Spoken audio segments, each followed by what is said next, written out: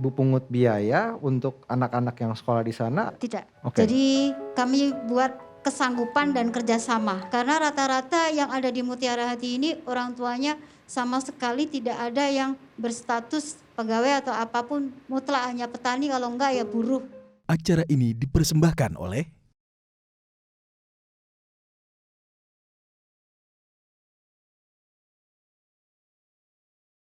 Selamat datang di Mimpi Jadi Nyata. Hari ini kita akan menyaksikan dua orang pejuang mimpi yang akan mewujudkan mimpinya di panggung Mimpi Jadi Nyata. Namun sebelumnya izinkan saya untuk mengucapkan terima kasih kepada Inti Sumber Baja Sakti dan Samudra Marine Indonesia yang terus mendukung program Mimpi Jadi Nyata. Boleh kita berikan aplaus untuk Inti Sumber Baja Sakti dan Samudra Marine Indonesia.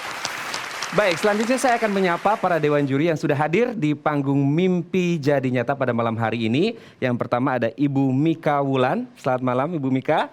Kemudian Ibu Sofianti. Selamat malam Bu. Selanjutnya ada Ibu Siska Devani. Selamat malam Bu. Dan ada Bapak Handi Angga Jaya. Selamat malam dan selamat datang di panggung Mimpi Jadi Nyata. Boleh kita berikan aplaus untuk dewan juri kita.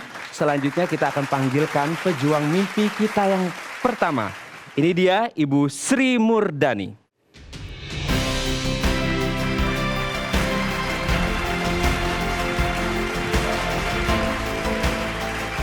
Assalamualaikum Ibu Sri, apa kabar? Waalaikumsalam. Baik, alhamdulillah. Alhamdulillah sehat ya Bu ya. Ini kalau boleh tahu, malam hari ini Bu Sri ini bawa apa sih Bu?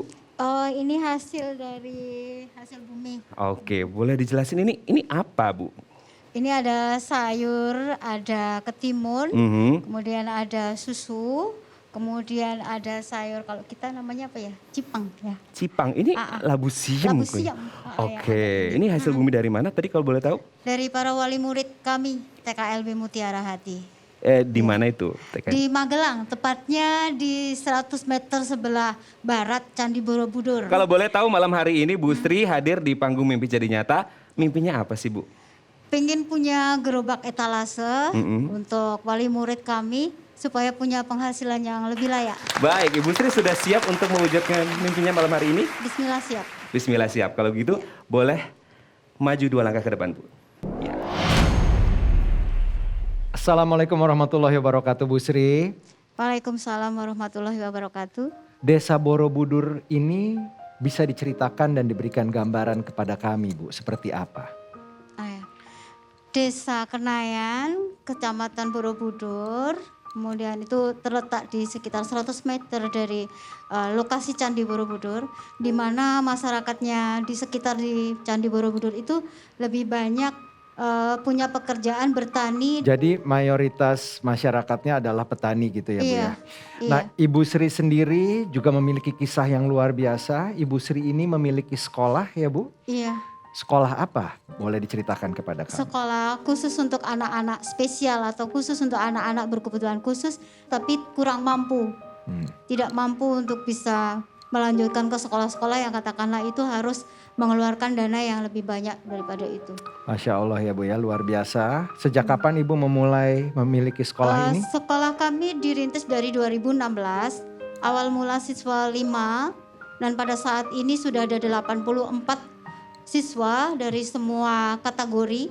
Ada Down syndrome, ADHD, speech delay, kemudian ada ASD atau lebih dikenal dengan epilepsi itu. Kemudian juga ada yang tunawicara, tunarungu, kemudian juga ada yang retardasi mental. Ini hanya TK? Hanya TK sama SD. Hanya TK sama SD. Pertama kali Ibu memulai untuk mendirikan sekolah ini, TK SD ini, apa pencetusnya Bu, niat baik tersebut? Pertama kali saya hanya sebagai guru sedo. Guru sedo itu adalah guru pendamping anak berkebutuhan khusus di salah satu SD inklusi.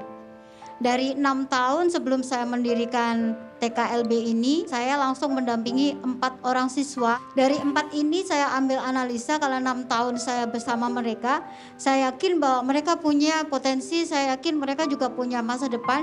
Saya juga yakin bahwa mereka juga punya talenta yang nantinya akan bisa membawa mereka untuk lebih berkembang dan punya masa depan yang tidak digantungkan lagi kepada orang tua atau menjadi beban daripada masyarakat.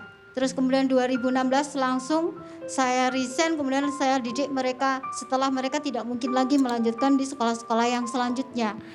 Ada banyak faktor yang menjadikan mereka tidak bisa melanjutkan, biasanya adalah dari faktor finansial, fisik, ataupun mungkin apabila mereka melanjutkan ke sekolah-sekolah reguler, pastinya mereka juga akan statusnya sama kayak pada waktu dia masih di SD. Diantar, duduk, diam, dan udah pulang lagi. Pengajarnya ini ada berapa saat ini, Bu? Pada saat ini ada 6. Ada 6. Iya. Mereka semua sukarelawan atau dibayar gaji?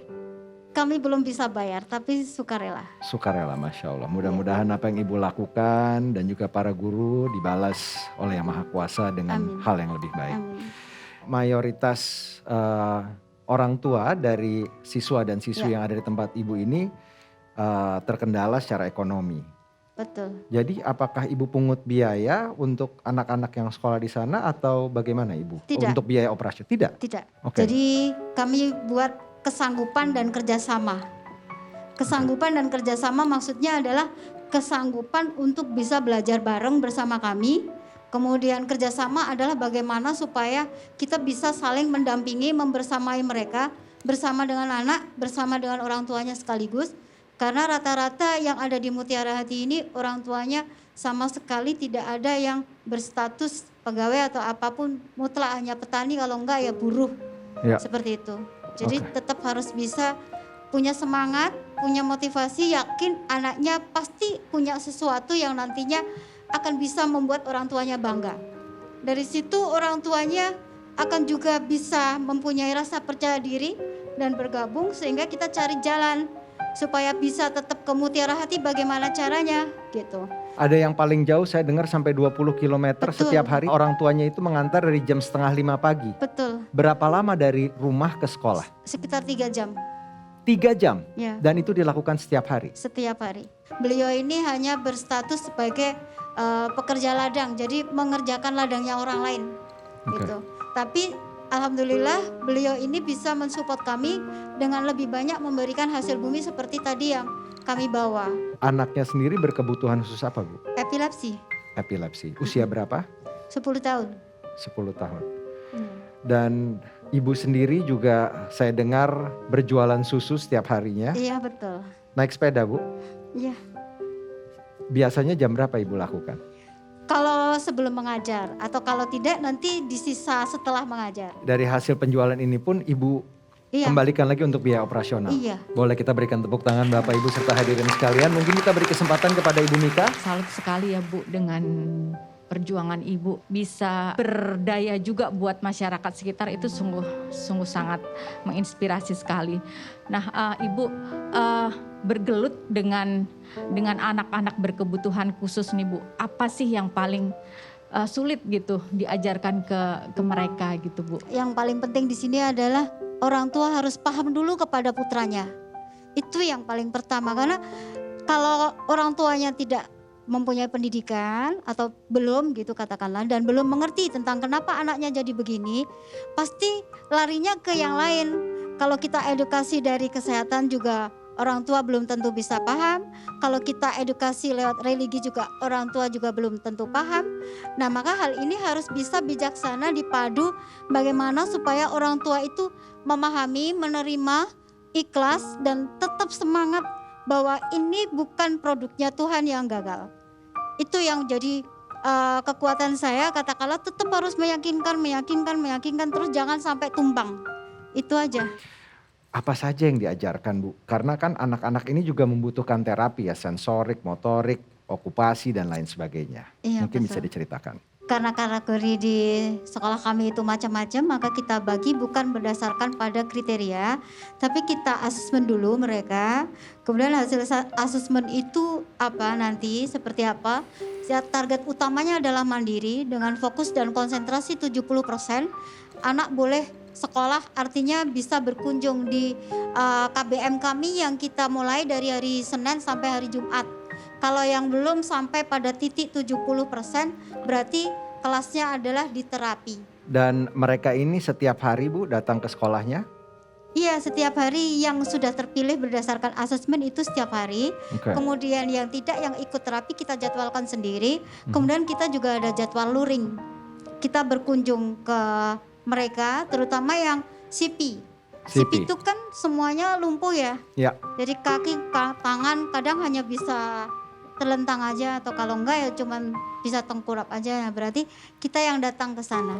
Terapi seperti apa yang diberikan untuk CP atau cerebral palsy ini, Bu? Ya, terapi yang kebetulan saya pelajari dan selama ini saya terapkan adalah terapi stimulus saraf. Oke. Jadi lebih kepada pijat atau katakanlah urat, tapi hanya pada titik-titik saraf tertentu. Misalnya untuk yang CP, berarti karena CP itu ada fokus lebih di kelumpuhan otak, berarti kita harus bisa membuat suatu stimulus saraf di bagian tersebut sehingga anak itu akan bisa merespon apa yang sudah dilakukan dalam terapi itu. Minimalnya anak itu bisa menggerakkan salah satu dari anggota tubuh, Oke. atau minimalnya juga bisa mendengar. Biasanya speech delay itu di pendengaran itu kurang, kemudian semua motoriknya juga lemah, kemudian juga untuk merespon itu juga. Tapi kalau sebenarnya sisi terbaiknya dari CP adalah dia bisa menghafal, dia bisa luar biasa apabila diperdengarkan berulang-ulang apa yang ingin kita pelajarkan ke anak tersebut. Contohnya kayak murotal atau bagian-bagian sisi lain yang bentuknya adalah mendengarkan dan menghafalkan. Oke. Kalau ADHD biasanya ketika ADHD pasti berhubungan dengan hipernya. Banyak hiper atau enggaknya. Ya. Nah itu. Jadi Oke. kita benar-benar melihat, Ya. enggak langsung kita harus apa saja sih yang harus dipelajari dan harus bisakah mereka? Tidak. Oke. Tapi mandiri itu yang pertama. Nah, mimpi ibu tadi memiliki etalase makanan, Bu. Gerobak etalase. Gerobak, itu seperti apa sih, Bu, etalase makanan? Tadi saya lihat di tayangan video kan sudah berjualan tuh, Bu. Ada tadi ada macam-macam Iya. hasil gorengan dan lain Iya. sebagainya. Ini Betul. seperti apa yang ibu inginkan dan nanti operasionalnya akan seperti apa gitu? Bisa Yang- diceritakan kepada juri-juri yang ada di sini. Yang kami inginkan itu karena lokasi sekolah kami yang kami kontrak itu kan di tepi jalan. Ya, Jadi itu bisa kita gunakan untuk berjualan yang dengan etalase gerobak dorong itu. Jadi nanti bisa bergantian wali murid kami. Oke. Jadi bisa saling jaga gitu. Oke. Jadi nanti operasionalnya kita bagi. Oke. Biar untuk sekolahnya juga ada, biar untuk mereka juga bisa punya atau bahkan bisa datang ke sekolah itu juga bisa mengambil dari situ. Mereka kan kasihan juga udah datang dari jauh tapi sebenarnya mereka hanya nungguin anak. Betul. Terus nggak punya apa-apa. Lagian kemarin dari COVID banyak wali murid kami yang terus nggak ada kerja juga. Ya. Nah maka tujuannya untuk bikin ini adalah mereka punya penghasilan layak, bisa untuk bagi juga buat anak, bisa tetap sekolah. Jangan sampai sekolahnya enggak gitu. Hanya karena mungkin nggak ada uang gitu. Ya. Jangan. Berapa biaya kontraknya, Bu? 8 juta. Per apa Per itu? tahun. Per tahun. Ya. Dan rencananya nanti ke depan, Bu, Ya. di etalase ini akan ada apa saja, Bu? Apakah keripik kah atau ada apalagi usaha-usaha apa yang akan dikembangkan di sana? Karena anak kami yang usia SD di atas 10 tahun tapi tidak bisa berbuat apa-apa, tapi masih bisa mengoperasikan bagian saraf tangan, itu sebenarnya di tempat kami itu bikin tas rajut. Tas rajut. Jadi mereka bisa seperti itu. Orang Oke. tuanya juga pas jaga sekolah, sebelum nanti kita mau jualan itu saya buat mereka beraktivitas bikin itu. Oke. Ya bikin tas rajut bersama-sama dengan anak-anak yang sudah mampu. Saat ini apakah biaya operasional bulanan tertutupi, Bu, dengan apa yang Ibu lakukan ini? Belum. Masih belum ya? Belum. Boleh kita berikan semangat yang luar biasa untuk Ibu Sri. Kita berikan kesempatan kepada Ibu Sofianti.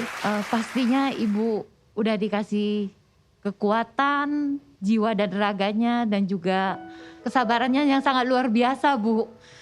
Saya pun jadi seorang ibu tapi kayaknya belum sampai ke arah sana gitu. Kenapa saya bilang begitu? Ibu kan mendirikan itu udah selama 6 tahun ya, Bu ya. Iya. Ibu dengan penuh niat yang tulus mendirikan sekolah buat anak-anak yang punya kebutuhan khusus gitu. Saya mau tanya Ibu, selama ini Ibu ada merasa letih nggak gitu berhadapan dengan mereka? Enggak, saya masih kurang di hadapan mereka. Saya belum bisa Karena apa?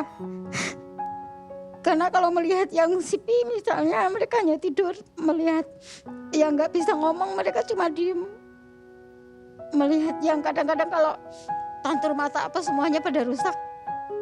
Saya nggak bisa berbuat lebih banyak daripada itu. Dan saya merasa bersyukur ketika walaupun saya kondisinya seperti ini, mungkin orang bilang saya nggak punya apa-apa, tapi saya yakin bahwa Tuhan nanti akan kasih yang luar biasa buat saya, terutama untuk anak-anak saya pribadi, biar mereka mengerti hidup itu tidak untuk sebuah kemegahan, tapi hidup adalah dimana kita bisa menempatkan lebih dekat lagi sama Allah, lebih dekat lagi sama Tuhan dengan seluruh ciptaannya. Karena pada saat kita bisa menyatu dengan mereka, maka kita akan menyadari betapa bahagianya kita sudah dilahirkan dan sudah ditumbuhkan, sudah dijagai sama Tuhan hingga sampai saat ini seperti ini. Ya Ibu, semoga apa yang Ibu lakukan selama ini semoga akan mendapat balas kebaikan dari Yang Maha Kuasa Ibu. Semoga Ibu lebih kuat lagi. Terima kasih Bu Sofianti, boleh kita berikan tepuk tangan. Sosok seperti Ibu Sri ini memang tidak hanya memikirkan hidup yang singkat di dunia, tapi juga mengetahui persis apa yang akan didapat setelah nanti beliau tidak ada. Kita beri kesempatan juga kepada Bapak Handi untuk bertanya kepada Ibu Sri. Tentunya memang sangat sulit untuk mencari seorang guru yang mau bekerja dengan sukarela. Nah, kira-kira bagaimanakah cara Ibu mau meyakinkan mereka, teman-teman Ibu, untuk berjuang dan bekerja bersama-sama? Hanya satu yang bisa saya lakukan, doa, bekerja, beribadah. Saya harus bisa meyakinkan itu. Gak ada yang lebih berarti daripada hal itu. Itu aja Bapak. Boleh kita berikan tepuk tangan yang luar biasa sekali lagi untuk Ibu Sri. Doa adalah senjata yang luar biasa. Sesering mungkin kita berdoa seperti kita mengetuk langit, Bu. Sekali diketuk mungkin belum dibukakan pintu. 2 kali diketuk, 3 kali, tapi satu saat ketukan itu akan dibuka.